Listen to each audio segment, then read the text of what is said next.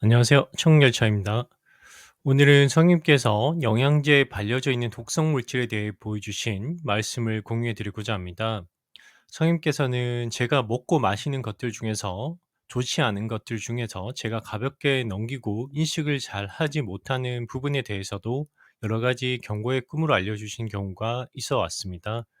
이러한 부분을 보여주시고 또 공유해 드리는 것은 듣는 분들에게 유익을 주고 건강에 도움이 되시길 바라기 때문이 되겠습니다. 오늘은 그 중에서 영양제에 대해 보여주신 꿈 내용입니다. 9월 28일에 보이셨고요. 꿈에서 어느 마을에서 흙으로 빚어서 각종 그릇 같은 것을 만들어서 아이들 3명을 키우고 있는 남자가 보였습니다. 화면에 보이시는 갈색 흙으로 모양을 만들고 그 표면에 발광하는 듯한 녹색 흙을 발라서 완성을 시키는 것이었는데요. 제가 그거 "발광하는 녹색 흙 독 아닌가요?" 라고 질문을 했습니다. 그러자 그 남자가 "아 이건 먹지만 않으면 괜찮아요." 이렇게 대답을 하던 꿈이었습니다. 그리고 꿈에서 깨고 잠시 생각을 하다 보니까 제가 먹고 있는 종합 미네랄 즉 흙으로 된 영양제의 독성에 대해서 보여주신 것을 깨달았습니다.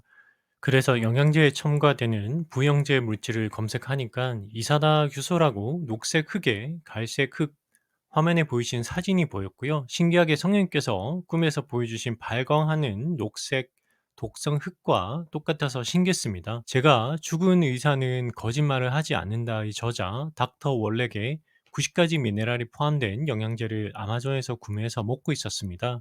그러다 최근에 재구매를 늦게 하는 바람에 예전부터 먹던 종합 미네랄 영양제를 버리긴 좀 그래서 배송이 오는 동안 먹고 있던 중이었고요. 그 사이에 제가 버리긴 뭐해서 먹고 있던 기존 미네랄 영양제 겉에 발려져 있는 독성 물질에 대해서 성령님께서 보여주신 것이었습니다. 성령님께서 보여주신 영양제 표면에 발려져 있는 독성 부영제에 대해서 찾아보았습니다. 건강기능식품, 보통 영양제 사용제는 부영제 중 이산화규소, 스테아린, 마그네슘, 캡슐로 사용되는 식물성 HPMC 물질 3종이 대표적 화학 부형제로 사용된다고 합니다. 이러한 대표 부형제 3종의 유해성에 대해서는 논란이 이미 있어 왔습니다. 일부 약사들이 일부 논문을 인용해서 미량 복용은 큰 문제가 없고 과도하게 부형제의 위험성이 부풀려졌다고 말을 합니다. 일단 이산화규소는 폐로 흡입하는 분진 형태의 결정형 이산화규소는 1급 발암 물질이지만 첨가제로 사용되는 비결정형 이산화규소는 발암 물질로 분류되지 않아 상급으로 분류된다고 말합니다. 하지만 한번 들어보셨을 겁니다. WHO 발암 물질 분류는 과거에도 비발암 물질이던 것이 추후에 1급, 2급 발암 물질로 재분류된 사례가 꽤 있습니다. 그리고 약사들은 어떻게든 매출을 올려야 하는 입장이니 판매자의 말들을 쉽게 믿으시면 안 되시겠습니다. 다른 부영제 성분들도 체내 축적 시 인체 유해성 논란이 있어서 섭취를 최대한 피해야 한다는 논란이 이미 있어 왔습니다.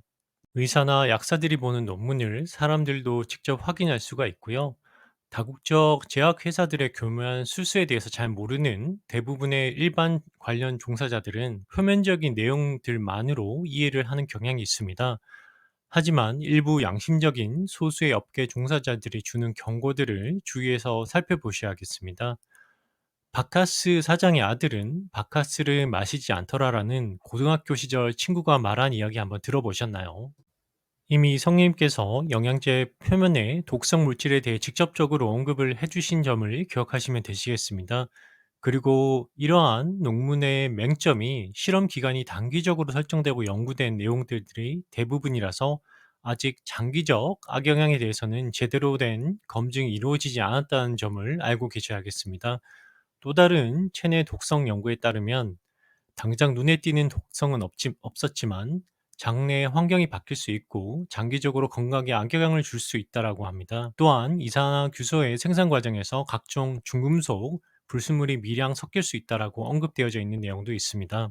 이러한 건강기능식품에 포함되어져 있는 화학 부형제를 멀리 하시려면 부형제 무첨가 영양제로 검색을 하시면 되시겠습니다. 유기농, 무농약 제품을 구매하시는 것과 같은 것이고요. 안 그러면 오히려 영양제를 먹지 않는 것만 못합니다. 앞서 보여드린 닥터 월렉의 90가지 미네랄이 포함된 영양제를 아마존에서 구매해서 드시는 게 가장 좋습니다. 부영제 무첨가 영양제가 상대적으로 가격이 좀 더 비싸기 때문에 고민이 될 수도 있는데요. 기존 영양제 중에서 오메가3 같은 투명 캡슐 형태는 끝을 조금 잘라서 캡슐 안에 기름만 따로 드시는 식으로 하시면 되고요. 비타민 D, 칼슘제 등 분말 형태 캡슐은 손으로 열어서 가루만 입안에 털어 넣는 식으로 드시면 됩니다. 생산성 향상과 보존 편의성이라는 명목하에 쓸데없이 겉표면에 발라진 독성 부영제만 피하면 되기 때문입니다. 이러한 일들을 늘 관찰하다 보면은 '이러한 일들이 과연 우연인가.'라는 생각을 하게 됩니다. 그리고 부영제에 관한 흥미로운 기사가 하나 있습니다. 이미 안전하다고 판명되어서 가정에서 사용되는 살충제나 생활화학 제품들도 부영제와 살충제의 상호작용으로 인간 세포에게만 독성 침투 현상이 발현되는 사례도 있다고 합니다. 즉, 부영제의 각각의 성분만으로 위험성을 판단할 수 있는 문제가 아니라는 점을 알고 계셨으면 하고요. 체내 하나의 위험 물질을 안정화 상태로 축적시킨 뒤에 추후에 상호작용으로 반응하는 어떤 다른 물질이 체내에 주입되면 상호조합 독성이 발현될 가능성이 있다고 볼 수 있습니다. 만약 이러한 일이 이루어진다면 꽤 치밀한 독성 발현 방식이 될 수 있겠습니다. 실제로 이산화 규소의 나노 입자 대부분이 배출되지만 아주 미량이 체내에 축적될 가능성이 있다고 합니다. 성령님의 경고를 참고하시기 바랍니다. 이러한 교묘한 거대 기업들의 속임수는 수도 없이 많이 있어 왔습니다. 대표적인 예로 1954년에 시작된 담배와 폐암 유발 관련성에 관한 소송이 2009년, 즉 반세기가 되어서 겨우 1,000억 원의 징벌적 손해배상으로 끝이 났습니다. 미국 담배 회사는 반세기 동안 소송을 끌면서 수많은 사람들이 폐암으로 죽고 병들어 고통받는 중에도 반세기 동안 막대한 이득을 취해왔습니다. 1990년 후반까지도 대한항공 기내에서 흡연이 가능했다는 걸 아시는 분들이 많지는 않으실 것입니다. 1990년대 기내 흡연이라고 한번 찾아서 읽어보실 권해드리고요. 지금 시점에서 보면은 충격적인 내용이지만 몬산토의 GMO 작물이라든지 이러한 유사한 일들이 너무나 많이 존재해 왔고 여전히 진행 중이라는 걸 다들 잘 알고 계실 것입니다. 그리고 가장 최근에 전 세계를 상대로 무슨 일이 있었는지는 다들 알고 계십니다. 잠언 4장 6절입니다. 지혜를 버리지 말라. 그리하면 그것이 너를 보존하리라. 그것을 사랑하라. 그리하면 그것이 너를 보호하리라.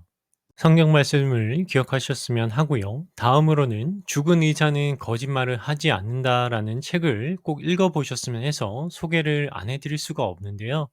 화면에 보이시는 책을 읽어주는 유튜브 채널은 무슨 독일 PM 사업이라는 건강기능식품 다단계 비슷한 채널 같으니까 그냥 넘어가시고요. 하지만 죽은 의사는 거짓말을 하지 않는다 책 전부를 읽어주니까 그냥 그것만 찾아서 한번 들어보시기 바랍니다. 닥터 월렉 의사 이분은 1991년에 노벨 의학상에 노미네이트 되었던 분이고요. 1940년 출생으로 현재 85세이십니다. 이미 미국에서 미네랄 닥터로 의사들의 의사로 아주 유명했었고요. 여전히 활발히 활동하고 계신 분이라는 걸 많은 분들이 알고 계실 것입니다. 책 읽어주는 영상 링크와 아마존 미네랄 영양제 구매 링크는 댓글에 남겨드리니까 관심 있으신 분들은 한번 참고해 보시기 바랍니다. 닥터 월렉에 90가지 미네랄이 포함된 영양제와 비타민 D, 칼슘제, 오메가3 정도는 평소에 챙겨 드시면 100세까지 사실 병원 갈 일이 잘 없을 겁니다. 한 달에 8, 9만 원 정도 들고요. 이 책에 대해서 아시는 분들은 다들 잘 활용하고 계시지만 대중적으로 널리 알려지진 않았습니다. 이 내용들이 널리 퍼져나가면 빛에 허덕이며 운영하는 대형 병원들이나 제약회사들이 막대한 손실을 입게 되니까요. 35세 정도가 넘어가면은 미네랄 흡수율이 50% 정도로 감소하기 때문에 음식으로는 충당이 안 된다고 하고요. 대부분 햇볕을 잘 안 보시는 분들이 많아서 허리가 아프신 분들이 많으실 텐데요. 비타민 D, 칼슘제만이라도 매일 혹은 며칠에 한 번만 드셔도 허리 아픈 게 다 없어질 것입니다. 이미 통증이 있으신 분들은 하루 이틀만 비타민 D 칼슘제를 드셔도 통증이 완화되는 거를 경험하게 되실 거고요. 제가 이미 오랫동안 직접 테스트를 해 왔습니다. 책에서 칼슘만 잘 챙겨 먹어도 147가지 질병을 예방할 수 있다고 나와 있고요. 그리고 재밌는 점은 동물 실험에서 수명을 2배로 늘린 특별한 미네랄 7가지 이름이 구약 성경에 나오는 옛 도시 이름에서 따온 것들이라고 하는데요. 네, 저자도 무슨 이유가 있을 것이라는 내용도 나옵니다. 네, 사도행전 17장 27절. 이것은 그들이 혹시라도 주를 더듬어 찾다가 발견하면 그분을 구하게 하려 하심이라. 지혜를 구하고 더듬어 찾다 보면은 하나님을 발견할 수 있도록 성경 말씀대로 힌트들을 남겨두신 것 같다라는, 네, 그러한 생각을 저는 개인적으로 하고 있습니다. 또한 모니터나 휴대폰 사용이 잦아서 눈이 피로하신 분들이 많으실 텐데요. 저도 모니터 화면을 매일 10시간 이상씩 볼 때가 많지만 루테인 같은 눈 영양제를 따로 먹지 않고 윈도우 야간 모드 90 이상 설정, 꿀 조금, 결명자 차나 결명자 물로 극적인 효과를 매일 느끼고 있습니다. 강추드리고요. 드셔보시면은 눈의 피로감이 확 줄어드는 거를 그날 당일 바로 느끼실 겁니다. 야간 모듈이나 색감 문제는 필요에 따라 가끔 해제하고 쓰시면 되고요. 성경에도 꿀, 올리브유, 아몬드 등이 좋다라고 나와 있습니다. 이러한 눈 보호에 관한 내용을 굳이 공유해 드린 이유는 눈이 피곤하면, 네, 정말 아무것도 할 수가 없기 때문입니다. 네, 그리고 끝으로 짧게 살펴볼 내용은 2023년 1월 14일에 성님께서 초콜릿에 대한 경고의 꿈을 주셨다는 내용입니다. 저도 초콜릿을 즐겨 먹었었고요. 초코 포함 제품이 오히려 건강에 좋다라는 인식이 있고 맛도 더 좋아서 즐겨 드실 거라고 생각합니다. 그런데 최근에도 세계적인 초콜릿 허쉬가 중금속 함유 초콜릿으로 소송을 당한 기사가 나왔습니다. 시중에 초콜릿이 포함된 상품들이 정말 많습니다. 성님께서 경고해 주신 대로 가공 생산된 초콜릿이나 시럽들이 포함된 것들은 사실 드시지 않는 게 좋습니다. 아주 소량의 중금속이라고는 하지만 앞서 살펴봤듯이 영양제 겉에 포함된 부영제 첨가물도 소량이라 괜찮다라고 말하는 것과 비슷한 맥락이라고 보시면 되고요. 초콜릿을 즐겨 드신다면 집에서 코코아 분말을 구매해서 드시는 걸 추천해 드립니다. 항상 다국적 기업, 세계적 기업들이 선도하는 일들과 대중이 선택하고 선호하도록 유인되는 일들은 항상 경계하면서 주의 깊게 살펴보는 게 좋은 것이 사실입니다.